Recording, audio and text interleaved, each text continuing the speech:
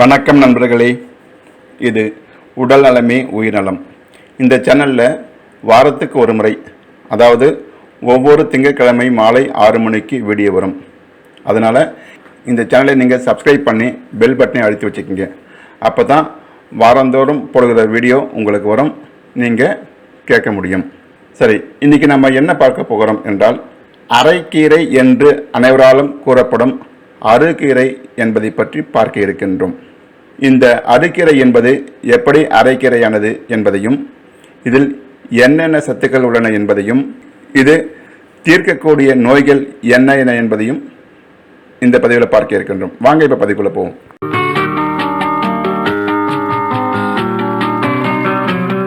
நலம் வாழ என் நாடும் என் வாழ்த்துக்கள், தமிழ் கூறும் பல்லாண்டு என் வார்த்தைகள்.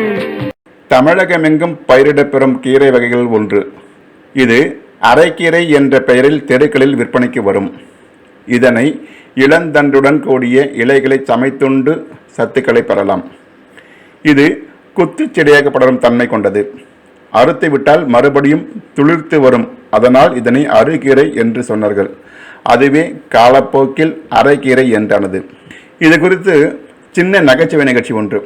ஒரு முறை தெருவில் ஒரு கீரைக்காரம்மா அரைக்கீரை அரைக்கீரை என்று கூவி கீரையை விட்டு கொண்டிருந்தார். உடனே அதை கேட்ட விவரமானவர் அந்த அம்மாவை அழைத்து, ஏம்மா, எனக்கு அரைக்கீரை வேணாம், முழுக்கீரையா கொடு என்று சொன்னார். உடனே அந்த அம்மாவுக்கு ஒன்றும் புரியலை.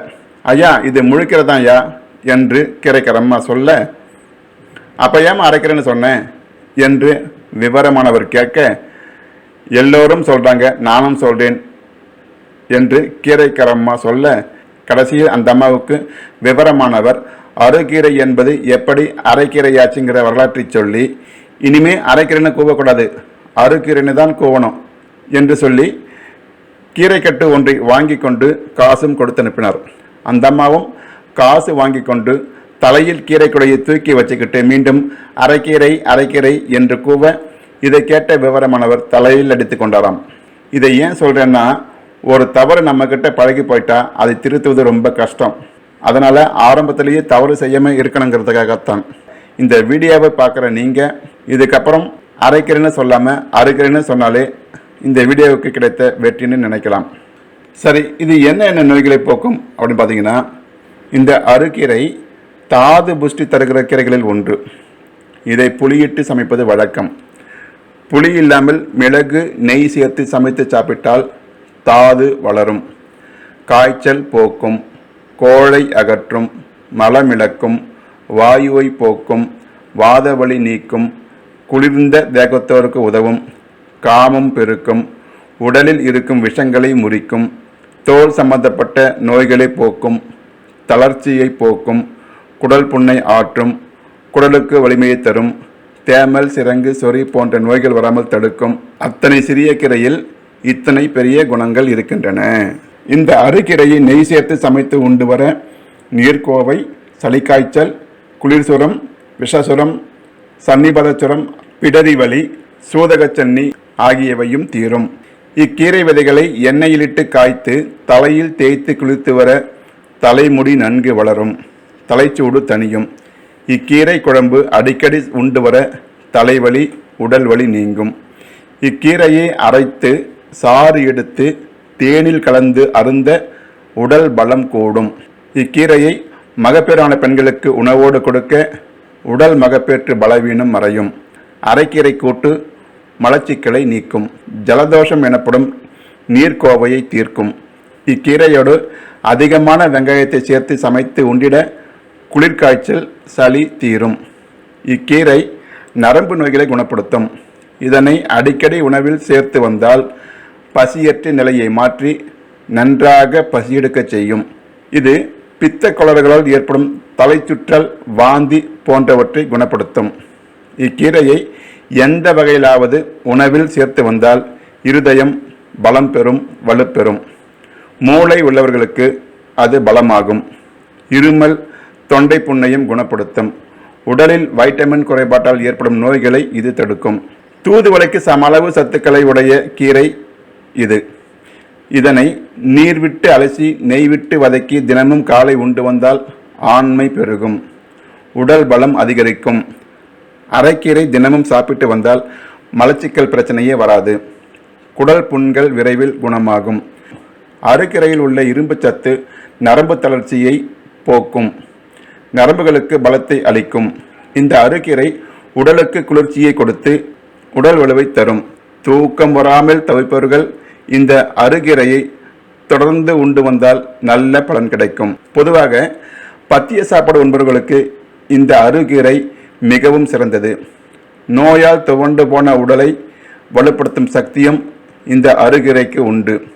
அருகீரையை தினமும் உண்டு வந்தால் தேக பலமும் ஞாபக சக்தியும் அதிகரிக்கும், இதயம் வலிமை பெறும், குடல் சுத்தமாக இருக்கும். சித்த மருத்துவத்திலும் இந்த அருகீரையின் பங்கு மிகவும் முக்கியத்துவம் வாய்ந்தது. இதன் விதையிலிருந்து தயாரிக்கப்படும் எண்ணெய் மிகவும் சக்தி வாய்ந்தது. இந்த கீரையை தொடர்ந்து உண்டு வந்தால் நோய் எதிர்ப்பு சக்தி அதிகரிக்கும், நுரையீரல் நோய்கள் நீங்கும், வாதம் பித்தம் கபம் போன்றவற்றை சரி செய்யும், நரம்புகளை வலுப்படுத்தும். அருகீரையில் இரும்பு சத்து அதிகம் உள்ளது. பத்திய உணவுக்கு எவ்விதத்திலும் கெடுதல் ஏற்படுத்தாது.